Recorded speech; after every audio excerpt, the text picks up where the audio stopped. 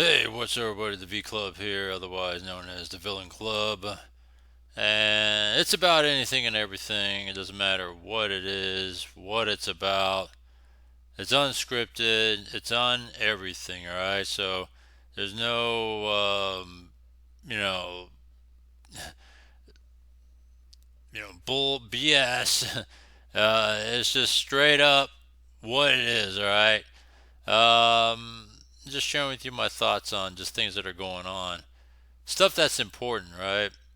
And let's talk about it, all right? Let's just get straight to it.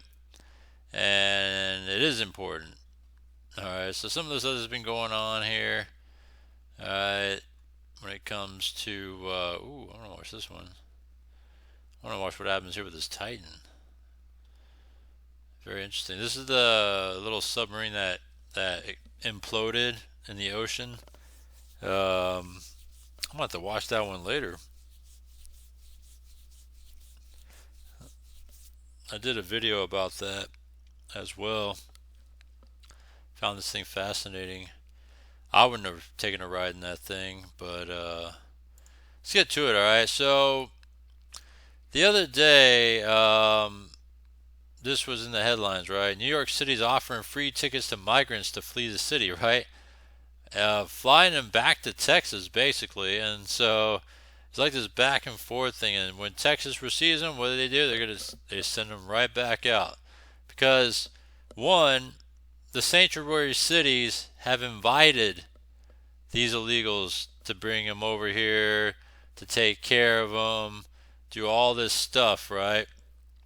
And now they're having problems when it comes to just being overloaded, all the resources being used up, crime, all kinds of stuff, right? In New York and all these other sanctuary cities, blue cities primarily across America. And so some of these cities are offering flights to wherever they want to go. They're dumping them in other cities. They're letting them spill over into cities that don't allow sanctuary. So what do these places do? They send them right back to these sanctuary cities because you asked for it, you got what you want, and now because you can't handle it, you start to just push them out. Now you can't be doing that shit. So that's why this election is important because this current administration of Biden Harris has allowed for all this to happen. Now all of a sudden these sanctuary cities don't want to play ball no more, or they can't handle it, and basically people like us, Americans, are tired of all this crap. Because when you look at this crap that's going on, they're using our tax funds to pay for these illegals to live, to buy things, pretty much to just take care of them. And for what? We never asked for that. But they're just doing it anyways on us. So if you want change to happen, well, change needs to happen by getting out of this administration. Because if you get vote for Kamala Harris, it's just a continuation of the Biden administration, as it's still Democrat. But being that she's far more progressive, things are going to be turned up for the worst. All right, so let's take a look at this right here because there's a lot that was told in this particular news clip here. I wanted to share with you guys. Look at the pictures we're showing on TV, right? I mean, the number of people this is who what's are happening coming and headed our way. We're told it's 3 additional caravans. Do you have any idea in terms of where that stands? Are they waiting until after the election? That's exactly what they're doing. There's hundreds of thousands right now, Maria, in southern Mexico, just waiting for the election. They want to see what's going to happen, obviously, before they actually make their way to the border.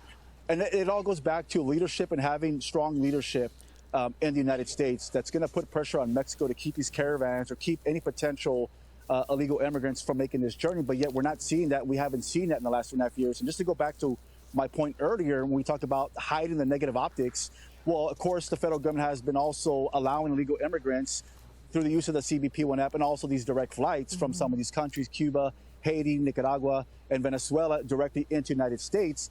And those numbers are not accounted for the daily, daily encounters that we're seeing right now. So we still have a situation on our hands right now. On daily average, we're seeing 2,000 illegal border crossings a day. Now, that's not as big as what we normally would see, between 6,000 to 8,000. But nonetheless, if you go back to the Obama administration, when you look at DHS Secretary Jay Johnson, he even said 1,000 would be catastrophic, would be a problem on the border. Right now, we're still dealing with 2,000, not taking into account the gotaways as well and all the criminal activity that comes with it. Yeah. And of course, part of the reason that the numbers are down is Greg Abbott, the governor of Texas, has done an incredible job with his Operation Lone Star, which you, of course, have been among the leaders of. I want to get your take on what's happening now with New York City sending 4,500 migrants back to Texas, offering.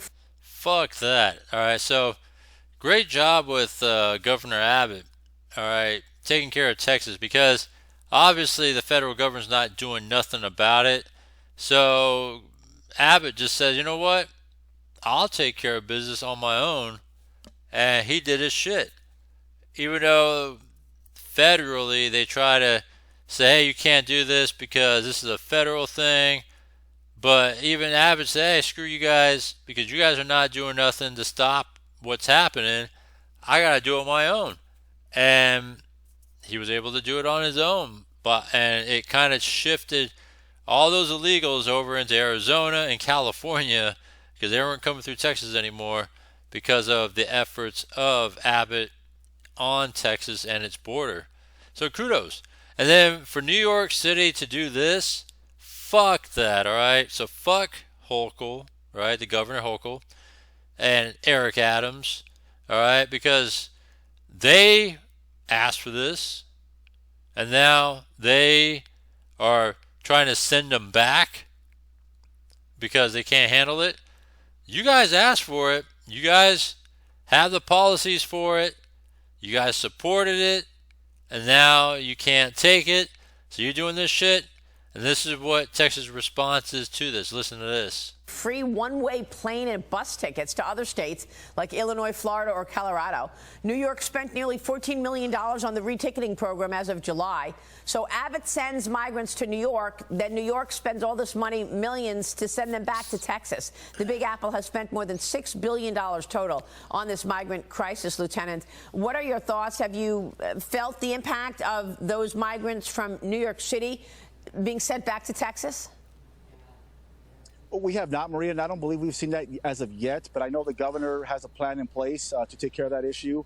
And it goes back to politics again. Now New York has seen that they can't handle the situation because not only just the amount of people, but also economically as well.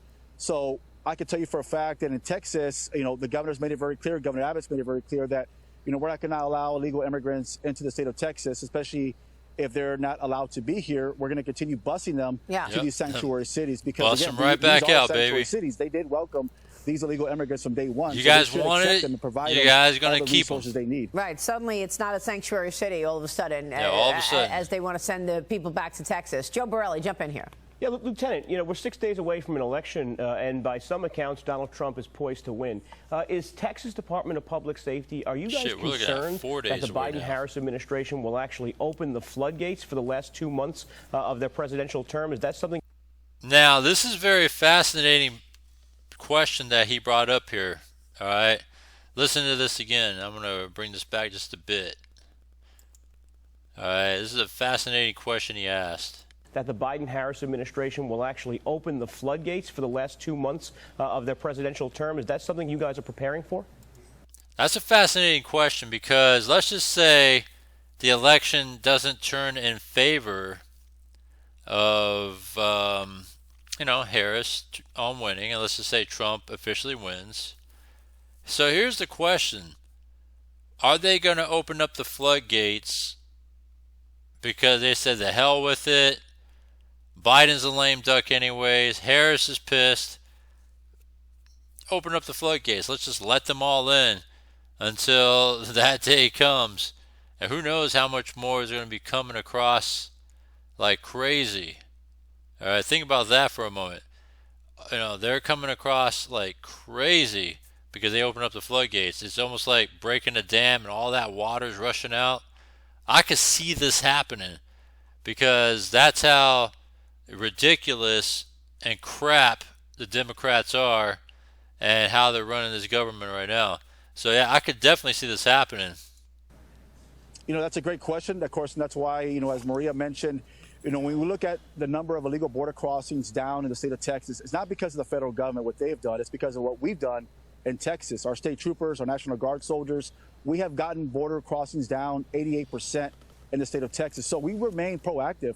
Our posture has not changed on the border. We still have thousands of National Guard soldiers, state troopers. So we remain proactive, and we're ready for anything that may come our way, especially a potential surge after November 5th. So we're monitoring that closely with our partners as well as gathering intelligence. Biden and Harris doing we've that dealt shit. with a situation before. If you look back in 2021 with the Haitians, 17,000 plus, we were able to deploy over 600 state troopers in a moment's notice to secure that area, and we'll do the same right now moving forward. So again, our posture has not changed. We remain proactive, and we'll continue reinforcing any areas along the border that we see as vulnerabilities. Well, of course, and one of the most serious and scary parts of all of this is the national security element. And authorities are warning that those caravans that we just talked about are being extorted by the Venezuelan gang Tren de Aragua. The Texas Department of Homeland Security is using taxpayer money to put up these billboards. One of the billboards says this: "Your brother in immigration custody has rights. We're here to help."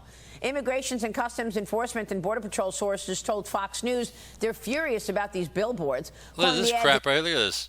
Your brother in immigration custody has rights. Like, what kind of shit is this right here? That Department of Homeland Security using taxpayer money to fund billboards countering immigration enforcement efforts. Like, what kind of fucked up shit is that?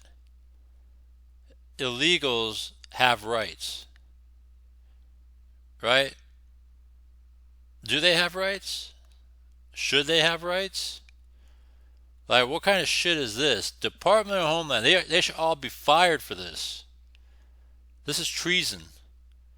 By giving everybody everything, but not their own people, Americans. That's why this election is important. We got to take this government back and just clean up all this bullshit that's happening.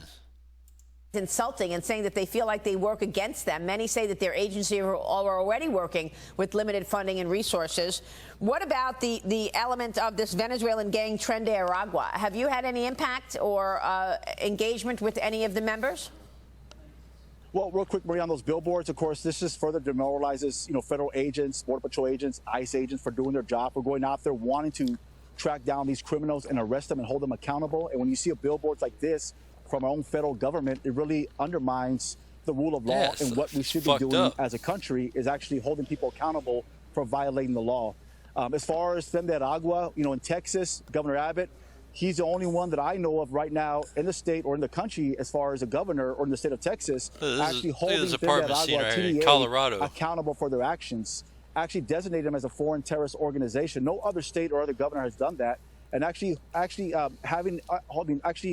providing a cash reward up to $5,000 for anyone that can give us information that will lead to the arrest of known or suspected TDA members. So we're taking a proactive step in Texas. You're well aware of that.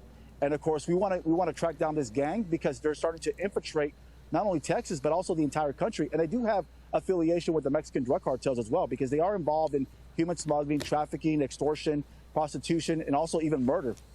And it's funny how Kamala sells herself being, she's a former district attorney and she has prosecuted transnational organizations and gangs, and she's done all this stuff in California. It's like, but you're not doing this stuff federally because there's this gang situation of Tren de Agua or whatever they're called.